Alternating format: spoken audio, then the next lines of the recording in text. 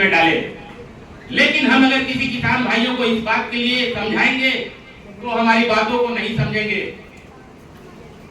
क्योंकि उन्हें लत लग चुकी है, हमारे खेतों को लत लग चुकी है कि जब तक हम रसायन युक्त खाद न डालेंगे तब तक उससे फसल मेरी बाहर निकलेगी ही नहीं। तो मैं वैसे किसान भाइयों को समझाता हूं कि आप जितना भी रसायन युक्त खाद अपने खेतों में इस्तेमाल करते हैं उनकी मात्रा को आप आधा कर दें। अगर मान ले आप अपने 1 एकड़ जमीन में 1 क्विंटल खाद का इस्तेमाल करते हैं तो उनकी मात्रा को आधा कर दें, 50 किलो कर दें, और उस 50 किलो खाद में हमारा ये 4 किलो का वैदिक एग्रो भूबीटा अच्छी तरीका से उसमें मिलाएं। मिलाने में कुछ समय लगेगा, जहां 50 किलो है उसमें 4 किलो मिलाना है, तो अच्छी तरीका से मिलाएंगे, उसमें कुछ समय लगेगा। मिलाने के बाद अपने खेतों में जो छिड़काव की प्रक्रिया है, आप उस प्रक्रिया के तहत अपने खेतों में उसका छिड़काव कर दे, बुड़काव कर दे। इसके बाद जब आप अपने खेतों में बीजारोपण करेंगे तो आप देखेंगे कि आपके खेतों में निकलने वाले पौधे एक समान रूप से पूरे खेतों में बाहर निकलता हुआ दिखाई देगा। ऐसा नहीं कि कहीं निकल रहा है, कहीं 2 फीट का हो गया, कहीं 1 फीट का हो गया, कहीं 6 इंच का हो गया, कहीं निकल ही रहा है। ऐसा चीज आपको देखने को नहीं मिलेगा। एक समान रूप से वो बाहर उस जमीन से बीज को पौधा बन जाए।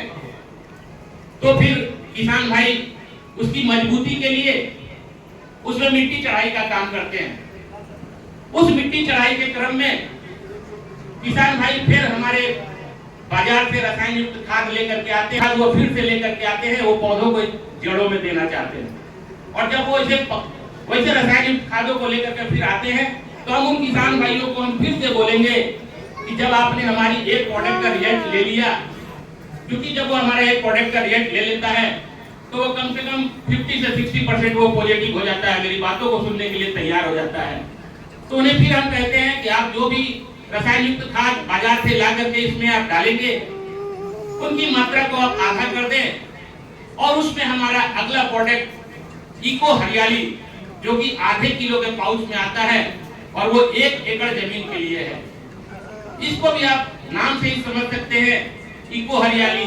इको है, इसका मतलब ये पर्यावरण के अनुकूल है, और हरियाली शब्द लगा हुआ है, तो जब आप इसको इस्तेमाल करेंगे तो इसकी हरियालीपन को आपको समझने में समय नहीं लगेगा।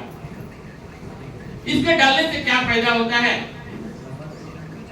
इसे जब आप किसान भाई हमारे, आप अपने जमीन में पटवन भी कर सकते हैं, या फिर 200 लीटर पानी में इसका घोल तैयार करके 1 एकड़ के लिए आप अपने पौधे के ऊपर स्प्रे भी कर सकते हैं, या फिर आप रासायनिक खाद के साथ इसे मिला करके हम अपने पौधे के जड़ों में भी डाल सकते हैं। आप जिस भी प्रक्रिया से इसमें इसका इस्तेमाल करेंगे वो आपको फायदा ही पहुंचाता है।